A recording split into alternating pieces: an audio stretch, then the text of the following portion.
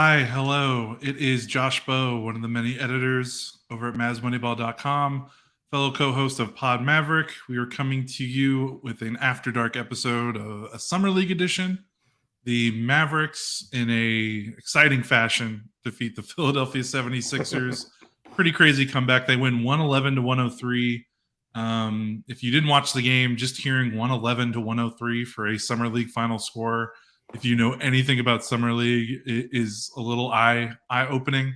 So you just check this. I mean, most of these games are like 80 to 70, somewhere around that range. Occasionally, you'll see a 100-point game every now and then, but two teams up with over 100 points.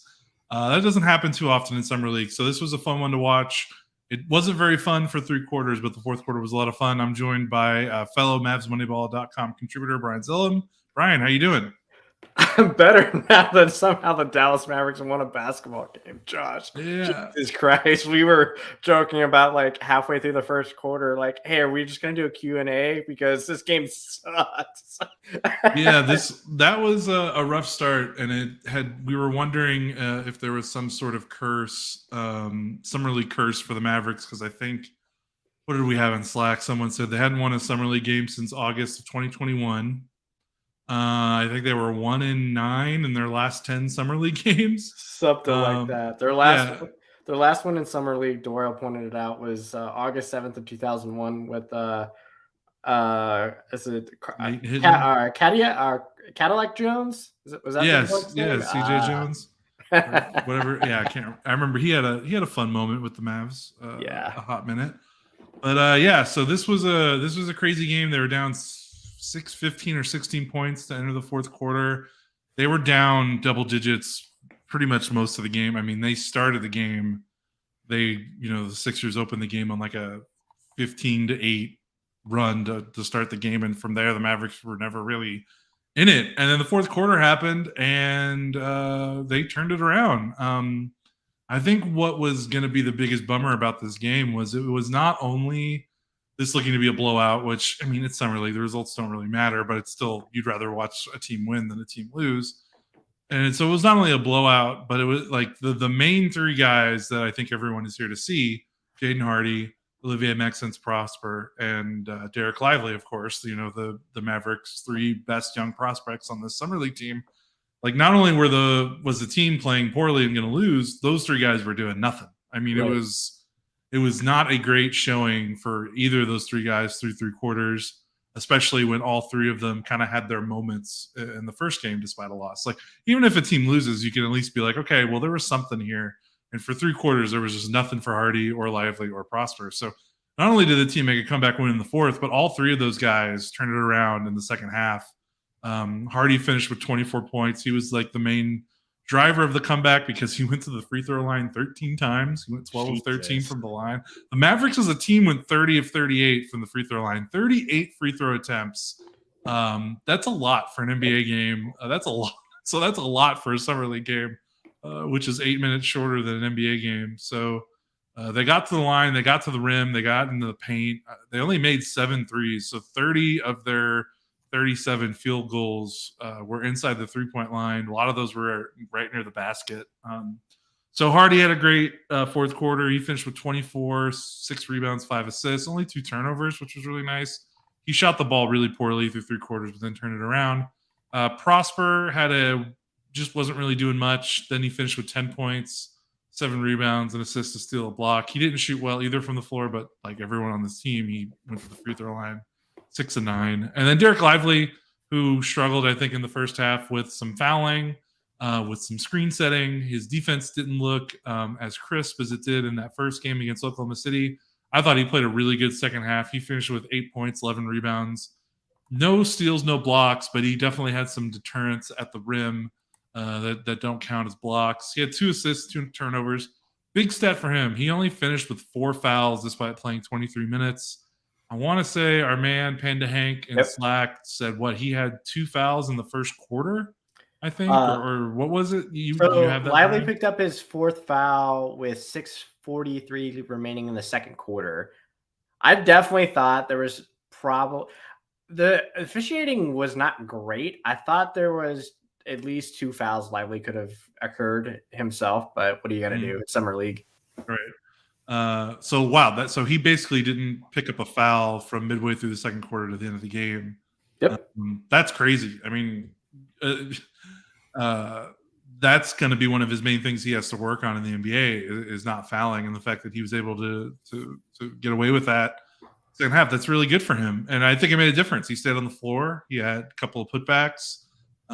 He rebounded pretty well. And again, he didn't have any steals or blocks. But I mean, in the fourth quarter, the Sixers basically just did not try to shoot at the rim at all. And I think a lot of that was when Lively was on the floor. They didn't make any attempts at the rim because Lively was just kind of walling them off, forced them to pass out and shoot a bunch of threes, which they kind of cooled off from. Brian, I've been talking a lot.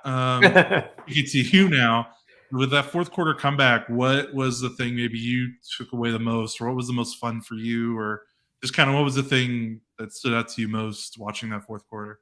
I mean, just the fact that this dumb summer league team matches the energy from the regular season team is just astounding. Like 37 points in a quarter is pretty great, but just to do that in a summer league game is pretty astounding. And the fact that they only made 2 3-pointers in that fourth quarter. There's only 2.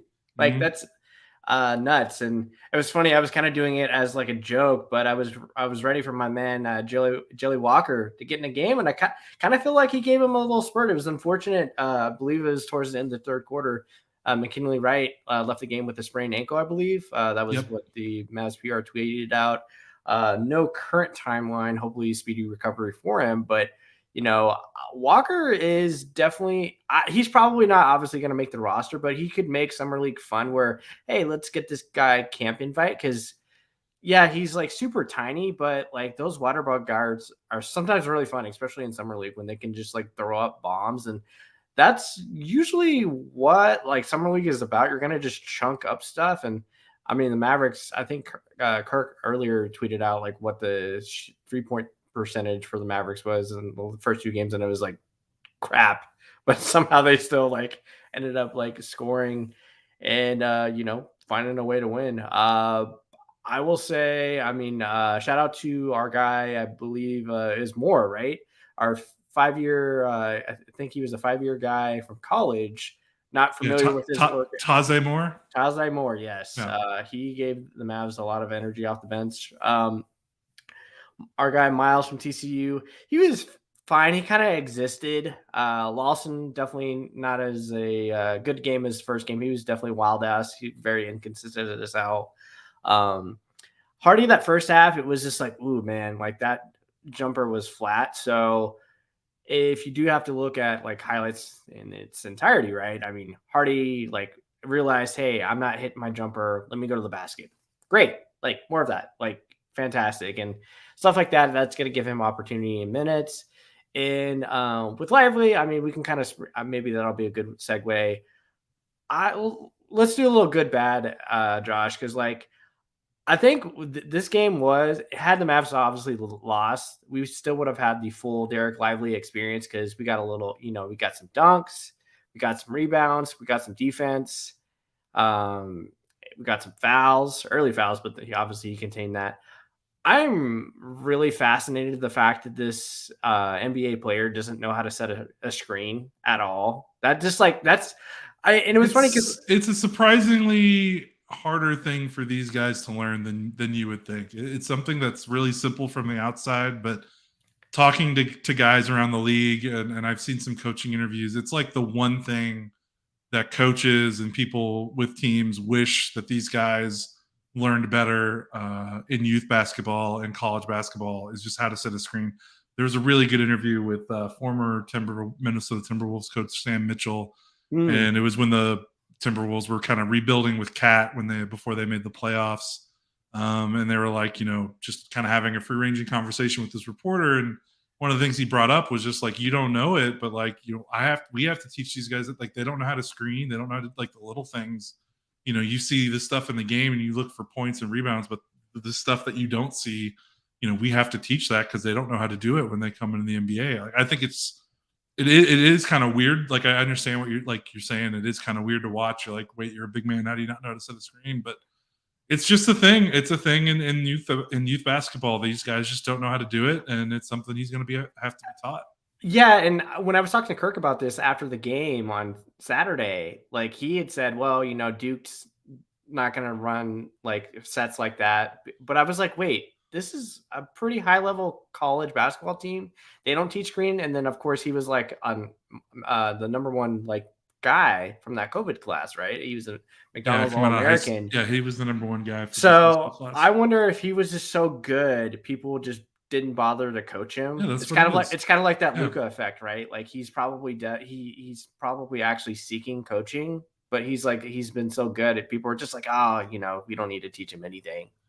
Yeah, and the thing at Duke is, I mean, they don't run the high screen and roll, 1-5, spread the floor, run a pick and roll in the middle of the floor off. Like he never set ball screens at Duke. Like that's just not the kind of offense they ran in college, because these college offenses can be so funky with these coaches and the way they want to play the game. So yeah, I mean, he just never. You think about it, he just never had to do it in high school.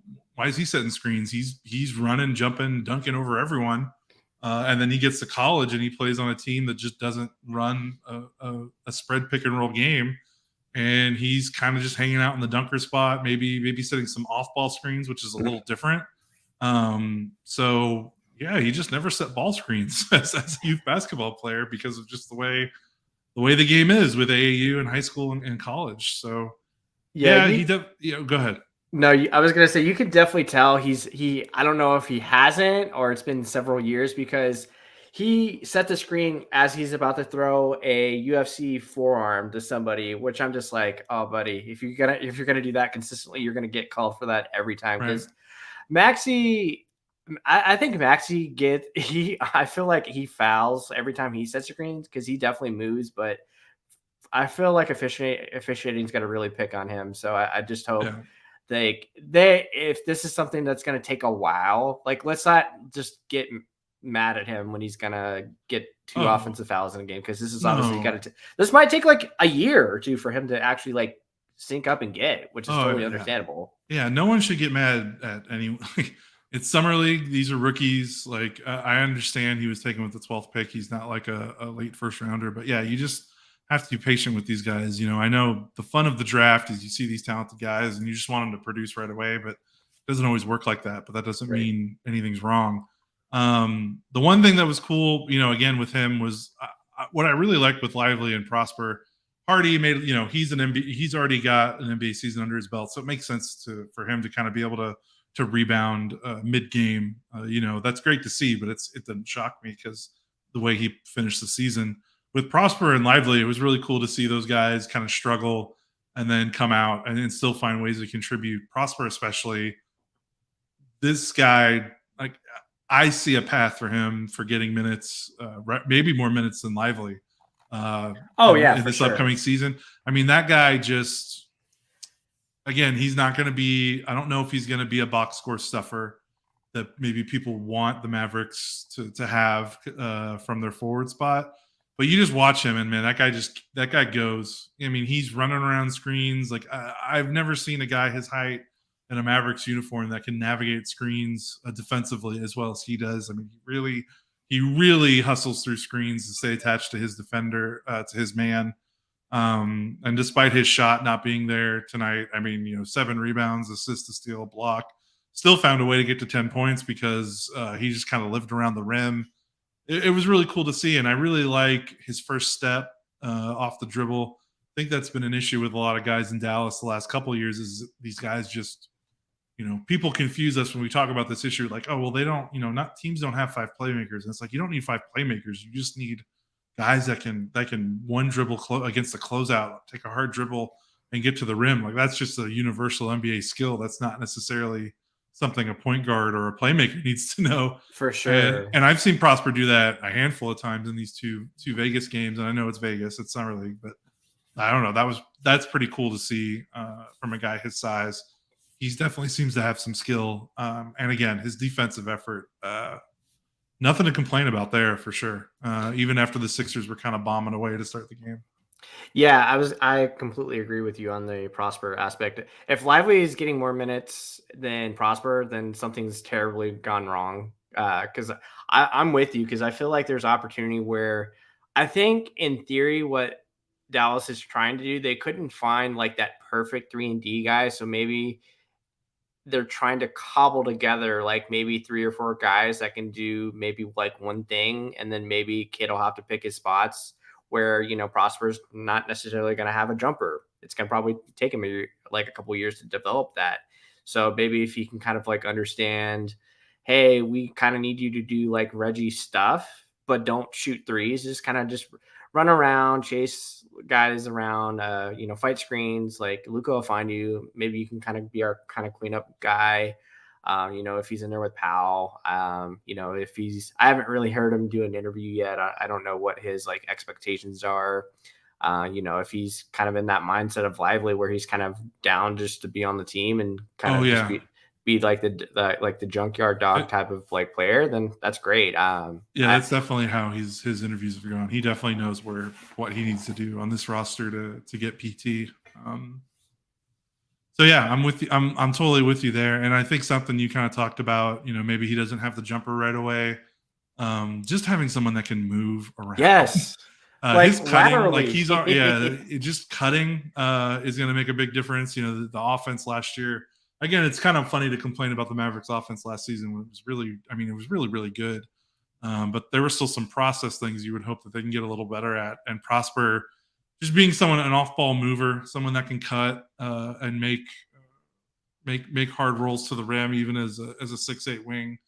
Not afraid to set some screens and roll. I mean, again, a lot of that comes down to just the offense the Mavericks want to run. He can cut as much as he wants. Is he going to be able to get open, or the coach is going to allow him the freedom to do that? We'll see. But I mean, he's been doing that in Vegas. He's had a couple of nice cuts and finishes near the rim, so that's good to see. And then you touched on Lively, and I like the way he contributed. I like, it's fun to see a Mavericks big get rebounds in a game, even if it's summer league. But anything else on Prosper or Lively that you wanted to hit on before maybe we talk about anything else? I mean, I think obviously like you, Kirk, and Matthew, Logan are like obviously a lot can speak more eloquently like when you're evaluating these players. I would say like Lively is almost like a tricky one to kind of watch because he's not like, to me, like as an observer, right? Like if the Mavericks drafted Grady Dick, right, and he was like stinking up the place, it's like, oh, his threes aren't dropping. And then like with Lively, we have to kind of like really, really watch the game because, Lively may not jump out of the box score, right? We have to kind of like watch, okay, is Lively defending? Like, how's he doing on pick and roll defense? Because obviously there was a few times like where he got confused on a couple spots, which like kid's 19, he's going to lose track of like a guy, or, he's going to switch to soon. So like with Lively, I find it fascinating. People are kind of like watching for those plays and making like more astute comments rather than saying, oh, Lively sucks, he got dunked on. So like I've seen smarter Twitter conversations kind of like about those little things, which it's pretty cool to see. Yeah, that's a good point. You're right. Like if they, a guy like Grady Dick, you're like, okay, well, how well did he do? Well, how many threes did he make? How many points did he score? It's easier. Yeah, it's easier to know his impact on the game because of what he's good at on the floor. And yeah, with Lively, he could have an awesome game and score 8 points and have 8 rebounds. And you don't necessarily pick that up from a box score. Although he did have a good box score game, but he which is nice. But yeah, you're right. He's making improvements. I think the thing that's nice about him, we saw it a couple times. He switched in the second half and held up pretty nicely. He's got really good feet. He's still learning, on how to implement that the best way. But in terms of just like raw potential, he's a very fluid 7-footer. And I don't want to beat up on a former Maverick in a summer league podcast, but like comparing him to someone like Kristaps Porzingis, another 7-footer that was gifted defensively, but in a little bit of a different way, where KP was better just hanging around the rim. There was something about the way KP's athleticism just didn't translate into quick feet, like that lateral quickness. Lively has that for sure. Doesn't always, it's not always going to show up every single play 100% because, like you said, he's a 19-year-old. He's going to make mistakes. But you can see when he's running, jumping, moving around the floor, he can definitely develop into a guy that you will feel okay with on switches. Obviously, you're not going to sick him onto a guard or a perimeter player outright. But in the NBA, you have to learn how to switch, and you have to learn how to hold up against a perimeter guy that's going to try to isolate you from the 3-point line. And I think we've seen in these summer league games so far that Lively has that potential for sure. And that might be some of the most exciting things about him. Like, yeah, the blocks are awesome, the dunks are awesome, the alley dunks are awesome, but his ability to kind of, I don't know, float between that drop pick and roll coverage and maybe a more aggressive scheme, because he has the ability with his wingspan and his smarts to wall off the paint, but to also, if the moment calls for it, be a little bit more aggressive, jump out to the level of the screen, use his feet to stay in front of a ball handler. That's kind of like the special stuff that people talk about with him and his defensive potential. And that's where, if he realizes it, that's where you get into those conversations about all defense, defensive player of the year, that kind of stuff. Obviously, that's going to come down the road, but you can just kind of see watching him, he has the tools to do those kind of things. And I guess we'll just see how the Mavericks bring him along. Yep. And shout out to Lively airballing a 3-pointer in summer league. That was fun. Why not? That's what it's for. Get those shots up. You should shoot more threes. Why not? Because he is probably not going to shoot any threes this rookie season. There were, trying to, I know everyone, Hardy, Prosper, and Lively are kind of, that's what everyone's here for. Not a ton of other standouts aside from McKinley Wright, who, it was a shame that he sprained his ankle when he did, because he was in the midst of his best summer league game after struggling, I think, a little bit in game 1 against the Thunder. He looked pretty good. No assists and 3 turnovers, which is kind of weird. He was definitely more score first tonight, which kind of made the offense look a little weird, I think, in the first 3 quarters, because Hardy's obviously scored first. So when Wright and Hardy were both kind of looking to score, it kind of gunked things up a little bit. And I wonder if maybe when Wright exited the game, the court balance might have been a little bit better. Although, Hardy started to pick up his assists a little bit more.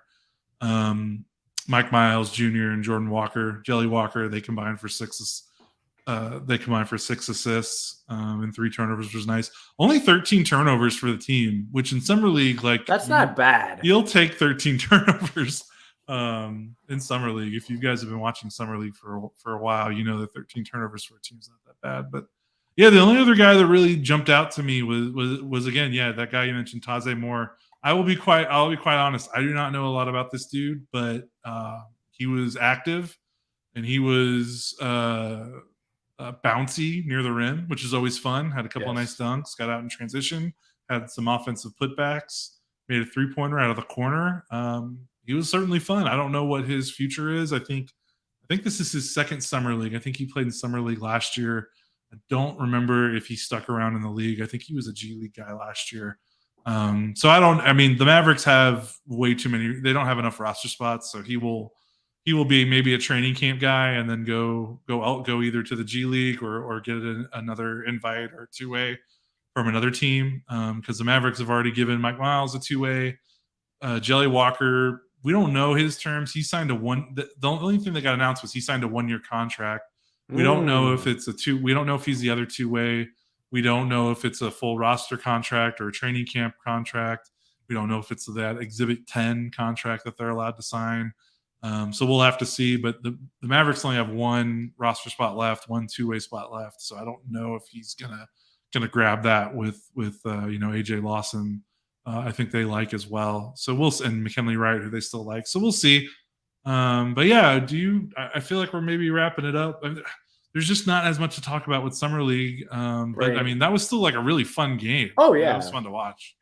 Yeah, no, totally. I was gonna just mention, I hope maybe with this kind of potential roster shakeup, just with the draft, summer league, I hope like a lot of these guys stabilize and go to the G League. Like, it would be refreshing just to kind of have obviously the G League is never going to be like MLB, like the minor league system, right? But like, it would be nice to have guys like, if Walker is a 2-way guy, he'd be really fun to go see. Like, and if Walker is on your squad, I would rather have Walker than Campazzo. Like, I don't think we're ever going to have that situation again. You know what I mean? Like, have like kind of a consistent funnel, because I think I mentioned the Kirk the other day, just like on the how we've spoken to like G League coaches and players on how there's this continuity from like and then a clear understanding between like the roster and then like the main roster. So I don't know. I just think it would be really cool to have a little bit more continuity like with these guys. Obviously, you can't, the Mavs only have X amount of roster spots, but like if they can have a Walker and then, if there's injuries, God forbid, that like come up with Curry and Hardaway, maybe there's like a spot for him on there. Just like to throw him out there just because it would be fun. I mean, Lawson, you would obviously like to see with the you'd obviously like to make him see him make the roster if need. But yeah, the guy like guy like Moore would be fun. Key and Randolph, I mean, I think they're kind of just warm bodies. And Carlos Silva, I presume it's possible he might make the Texas Legends, but we'll see. Have they announced if the Legends made any confirmation, or are they changing coaches at all, or are they still bringing back? I haven't seen anything. I will be upfront with you. I'm not the guy to ask about Legends news. We are a Mavericks podcast, and I know I should probably know more about the Legends, but I do not know the Legends coaching situation right now. Okay, I'll look into that. I just kind of heard maybe there could be possibilities for a switch up, which I don't know. Moves and shakes, but I like overall. Like considering the status we were about 8 o'clock, very happy. And I think the Mavs play next. I think it would be on Wednesday. I think it's Golden State. Now, is Hardy done, you think? I guess that's something we could talk about because he's not playing anymore. Yeah, that's usually the trend is guys get if they're not if the Mavericks don't need to see more from him. 2 games is usually what they get. Like Victor Wembanyama, Spurs just announced he's done for Summer League after 2 games. I don't know. That's a good question. I could see it. McKinley Wright getting hurt. They might need him around to play more now if they don't have minutes. So there might be more minutes that they need him to fill in if Wright isn't going to play for the rest of Summer League with this ankle injury. We don't know how serious it is, but I don't think it would shock me either way. I don't know if there's more that Hardy needs to show in Summer League.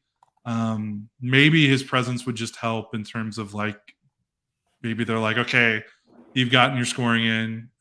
Let's try to get other guys involved. You don't need to have the reins too much. You can kind of take it easy and just maybe play more of a facilitator role. Maybe they do something like that. But yeah, I guess it wouldn't shock me, I guess, if this was his last game, but we'll see. I don't know. The Mavericks they definitely talked up a big thing about his Summer League game, Summer League performance before it started.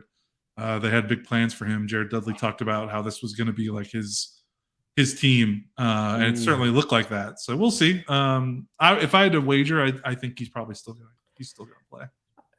Would you still like to see so Lively and Prosper actually finished with both 24 minutes, like more minutes, both of them? Sure. I mean, I'll watch these guys play all game if that's what they can do. As long as they get over the 20-minute mark, which is half the game, I think that's okay. I think what they played tonight was okay. And I don't really have any qualms with it. Again, arguing about Summer League minutes, like that's a dark place to be in if you're arguing about Summer League minutes. Because on one hand, I understand. Like, I know there was a lot of talk about minutes after Game 1, and on one hand, I understand both sides. I understand why it's ridiculous. Like, it's the Summer League. Everyone calm down. It does not matter. You do not need to be getting mad at minutes. But I also understand, like, hey, this stuff is for the fans. Right. And the NBA is an entertainment product. The NBA has definitely shifted Summer League to be a more fan-focused thing instead of like the weird sicko convention it used to be like 10, 15 years ago. Jeez. It is a mainstream like NBA product now. It is not just a hardcore product. They push it and advertise it like, hey, come watch this. They sell ads for it like it's a legit thing. So on that hand, I understand people that were like, I took some time out of my Saturday afternoon to watch these prospects and they didn't play. I'm mad. I get it. Like, I'm not going to deny that. But also, when training camp rolls around, you are not going to remember that Dereck Lively played 15 minutes in his first summer league game. So let's have Absolutely some not. moderation there. It is insane, Josh. That just within the 5 years, I know I haven't gone as many times as Kirk has, but I mean, just how stuff has changed the last 5 years. Because it used to be kind of like you said, kind of like I always would tell my wife, it's kind of just like nerdy basketball Comic-Con because you just go there, you sit there, and you watch these guys that probably won't ever be on NBA teams ever. Most of them, like Yeah, like 85% 70% of these rosters, yeah, whatever. They're just not playing on it's NBA just minutes. yeah. And now I wonder, like, are these tickets ever going to go back to being $30 again? Probably not, because the NBA is like, ooh, we could charge $100 for these tickets, which Yeah. Paying $30 to see potentially 10 games in a day, that was a treat. I heavily enjoyed that. I remember when it was hard. It's crazy. Like, you can watch all these games if you have a TV subscription. Like, it was. Right. I remember when growing up, having cable or satellite, you maybe would watch like one game a day, if that. Maybe one game a weekend. Back like when I was in high school in 2006, like they would maybe broadcast like the number one, like maybe some of the top 5 picks games, but like now the fact that like every single summer league game you can basically watch on various ESPN networks, which I think they're doing this weekend or these next week or so. Like I remember like having to like talk to Mavs people like, are you guys going to stream this on Mavs.com? Because otherwise we're not going to be able to watch it. Right. So now it's like, oh, it's an HD on ESPN. Like it's just kind of crazy how much it's grown. But yeah, it's fun. It's fun. As long as you don't take it too seriously, it's fun. Like it does not need to be. We do not need to be making highly critical takes about these guys. This is more just for fun. Get these guys some feet under them, test the waters of like NBA rules and all that stuff. But yeah, it's for fun for sure. Just one final thing for me. I love how the NBA is finally giving these guys kind of like legit jerseys, because Yeah. I hated how like the old summer league jerseys forever were just like these basic like YMCA like throwbacks, like very just generic. Like, hey, I'm gonna go to Michael's and just throw on a number 4 on the back of your jersey, and that's your jersey. Like I thought the Mavericks jerseys tonight, the white with the blue trim, I was like, oh my god, yes! Like I want the Mavericks to actually bring those jerseys back, because those were early aughts home Mavs jerseys. I thought those actually looked pretty snazzy. Yeah, those are pretty good. Yeah, it used to be like it would just be like the practice jerseys, like those really baggy So gray jerseys. Because I mean, again, and they weren't really on TV, so who cared? Right. Back in the day. But yeah, it is wild to me just the step up in like presentation and the production value and all that stuff. Like it's a real thing now. And again, like you said and like Kirk said, if you are an NBA fan, treat your at least go once. Yes. The craziest thing is just like, yes, you're seeing all these games and you're seeing these prospects. It's awesome. But if you just spend a day around the arena, not even like just walking around normal places where you're allowed to, like not having to be a VIP, just walk around the concession stand, you will walk into Hall of Famers, GMs, owners. Like it's crazy. Like everyone's just kind of in the same building, not siphoned off. Like you will be able to do some stargazing for sure. Yeah, people watching. And yes, I bumped into Carlisle like walking to my seat one time, and I was like, holy shit. Yeah. What are you doing here, coach? Right. Like, because everyone's sitting together. Everyone sits in the same spot. Like everybody's the same. There's no like equal, like obviously there's the floor seats, but like right. I mean, everybody's kind of rubbing elbows with anybody, really. I mean, Jason Kidd and Mark Cuban are kind of sitting at, and the Cox Pavilion, they might be with kids' families or whatever, but they're kind of like in the wild with everybody else. Yeah. These games take place in a college gym, and then I think the other gym is like their volleyball gym or something like that. Like these are not NBA arena. Like these are small gyms that don't have suites and a bunch of floor seat luxury seating. Like it's just gyms where everyone's sitting together for the most part. Yeah, it's a basketball inception because it's a basketball court inside a basketball like stadium. It's just the Cox Pavilion. I would equate that as a very tiny high school basketball court, and then obviously like the main big boy court. That's where obviously the college team plays. But no, it's cool just to kind of go back and forth. But I would recommend if you ever have to go to the Cox Pavilion, just be wary if you are bouncing back and forth, you're always going to lose a seat in the Cox Pavilion because those seats fill up quick. Yes, they do. Which is great. Again, that's another thing where it was like not that long ago. You didn't have to worry about seats. Now you do. It's crazy. Yep. So I think that's going to do it for us. Again, Mavericks beat the Philadelphia 76ers 111-103. It's the Mavericks' first Summer League win this year. It's their first Summer League win since 2021. Hallelujah. The curse, the streak is broken. Again, Jaden Hardy, Mavericks second-year guard, led the way with 24 points, 6 rebounds, 5 assists. The Mavericks' 2 first-round picks showed out nicely, especially toward the end of the game. OMax Prosper, 10 points, 7 rebounds, assist, a steal, a block. And then Dereck Lively, their 12th overall pick, 8 points, 11 rebounds, 2 assists, and some nice defensive plays, even though he didn't finish with a block or a steal. Yep. So some good things. Brian, thanks for joining. Thanks for pitching in while Kirk is maybe at the blackjack tables right now. I don't know where he is, but he just posted the recap, so he's working a little bit. Of course, always working. And guys, if you can do us a favor, be sure to like the video, and then if you are listening on podcast form, please listen to the ads. That actually helps us out a lot. I know that's kind of like an inconvenience, but like it's 30 seconds tops. Like it's not going to be like a 5-minute thing. So just if you could listen to the ads in podcast form and give us a like and give us a share, follow, like do all that fun stuff because it helps us out. For sure. You're being a better host than me. Getting the important stuff. Thank you, Brian. If you're listening, I don't know what Kirk's plans are because his Wi-Fi, he's dealing with hotel Wi-Fi, and we all know how spotty that can be. He might do a live show with you guys so he can interact with the comments and bring some listeners up so you guys can talk. I don't know what his schedule is right now, but just be on the lookout. He could surprise and drop one on the platform. So be on the lookout for that. Of course, we will do some more pod reaction shows for the rest of the games for the Summer League slate. This is Josh Bowe, Brian Zillum again. Thanks again for joining. This is Pod Maverick After Dark. We will talk to you guys later.